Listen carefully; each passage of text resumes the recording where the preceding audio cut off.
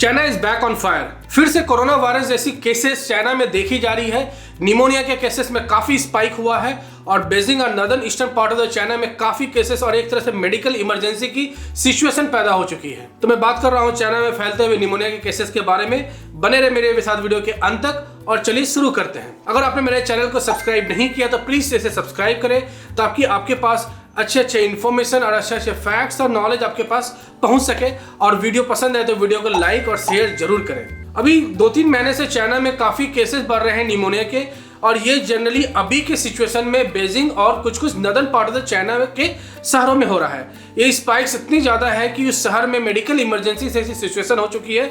Doctor के extra shifts लग रहे हैं, एक्स्ट्रा मेडिकल इमरजेंसी या मेडिकल वर्कर की जरूरत पड़ रही है, एक्स्ट्रा हॉस्पिटल्स बिल्ड हो रहे हैं या नॉर्मल जो हॉस्पिटल्स है जो गांव में या रिमोट एरिया में उसे अपग्रेड किया जा रहा है। तो चाइना में करीब हजारों की संख्या में बच्चे इफेक्ट हो रहे हैं निमोनिया से और ये इसे मिस्टीरियस निमोनिया बोला जा रहा है। मिस्टीरियस निमोनिया इसलिए बोला जा रहा है क्योंकि निमोनिया जो जनरली होती है वो फीवर, सर्दी, खांसी और इस तरीके से स्टार्ट होती है। लेकिन अभी जो केस जो चाइना में चल रही है उसमें निमोनिया के लिए ऐसा कुछ लक्षण नहीं देखा जा रहा है। डायरेक्ट निमोनिया हो रहा है और सांस लेने में काफी प्रॉब्लम हो रही है। निमोनिया जनरली होता क्या है कि जो आपके लंग्स है दोनों लंग्स है, किसी एक में भी हो सकता है।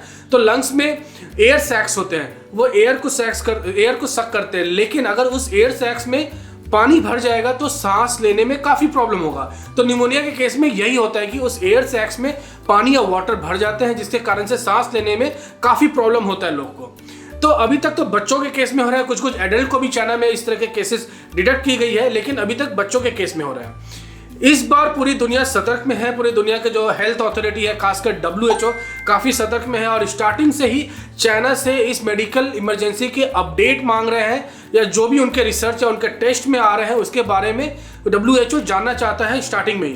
क्योंकि जो कोरोना वायरस के जो एक्सपीरियंस थे पूरे दुनिया के क्योंकि कोरोना वायरस की जो एक्सपीरियंस थे पूरे दुनिया के मेडिकल अथॉरिटी को चाइना को लेके वो काफी खराब हुआ है। क्योंकि चाइना अच्छे से और टाइमली अपडेट कभी दुनिया को दिया ही नहीं है। जो भी कोरोना वायरस से प्रॉब्लम हो रही थी या उसकी सीरियसनेस क्या है इसके बारे में चाइना स्टार्टिंग से ही वर्ल्ड को नहीं सही से पता है, ना ही सही से इंफॉर्मेशन दिया है। इनफैक्ट स्प्रेड करने में मदद भी किया गया है, इस तरह से कई सारे डॉक्यूमेंट्स में लिखा हुआ है। तो चाइना से रिलेटेड इस तरह की बीमारी के लिए बहुत सारे देश अभी से गाइडलाइंस निकाल रही है। हमारे देश के स्वास्थ्य मंत्रालय भी बोल रहे हैं कि ऐसी कोई इमरजेंसी सिचुएशन नहीं है, लेकिन कुछ गाइडलाइंस निकलने वाली है। लेकिन हमें अपनी सुरक्षा के लिए सैनिटाइजर का यूज़ करना चाहिए, मास्क पहनना चाहिए और भीड़ भाड़ इलाके में नहीं जाना चाहिए, हाथों को अच्छे से साफ करना चाहिए।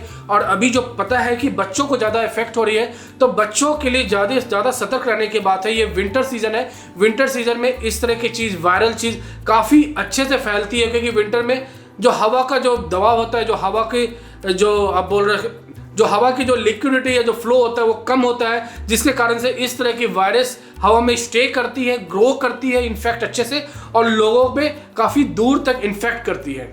लेकिन इस बार के केस में चाइना की जो अथॉरिटी है वो खुद से वर्ल्ड फोरम में ये बोल रही है कि एक मेडिकल इमरजेंसी सिचुएशन हुई है चाइना में, लेकिन ये कोरोना वायरस से रिलेटेड नहीं है।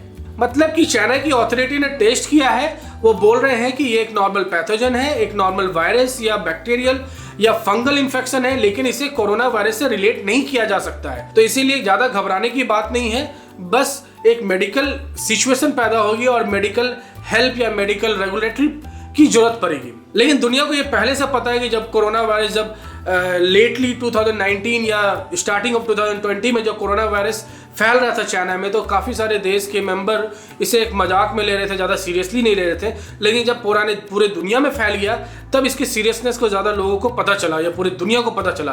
तो इस बार कोई भी हेल्थ अथॉरिटी किसी भी देश का इस चीज़ को लाइटली नहीं ले रहा है, काफ़ी सीरियसली ले रहा है। टाइमली अपडेट मांग रहा है चाइना से और चाइना भी इस बार काफ़ी कोऑपरेट कर रहा है WHO के हेल्थ अथॉरिटी के साथ, वर्ल्ड हेल्थ के डिफरेंट अथॉरिटीज़ के साथ और कुछ US के भी मेडिकल अथॉरिटीज़ के साथ मिलके इस चीज़ के बारे में पता लगा रहा है कि इसका सॉल्यूशन क्या है और इस चीज़ को रोका कैसे जाए स्प्रेड होने से। तो विंटर का सीजन है, मैं तो सभी को कहूँगा कि थोड़ा ध्यान रखें, नॉर्मल सर्दी खांसी से बचें। अगर फीवर 24 आवर से ज़्यादा रह रहा है तो please go for an x-ray. अगर बच्चों में है तो रुकिए मत, एक्सरे के लिए चाहिए। एडल्ट के लिए आप 2 दिन तक रुक सकते हैं, क्योंकि ये निमोनिया मतलब कि ये ग्रेजुअल निमोनिया नहीं हो रहा है, ये निमोनिया सडन निमोनिया हो रहा है। जब निमोनिया होता है सडन इस तरह से तो सांस लेने में काफ़ी प्रॉब्लम होता है और जान भी जा सकता है। अभी तक ऐसे जान जाने की कोई केस नहीं हुई है, लेकिन जब कोरोना वायरस भी शुरू हुआ था तो इसी तरह से हुआ था कि जान जाने का कोई केस नहीं हुआ था। अब बाद में एक मास जान, बहुत बड़े रूप में लोगों की जान जा रही थी। तो ये अभी करंट सिचुएशन है और ये करंट न्यूज़ है जो चाइना से आ रही है। आप लोग भी इस चीज़ को टैप करें और ये करंट जो न्यूज़ है जो चल रही है चाइना और निमोनिया के रिगार्डिंग,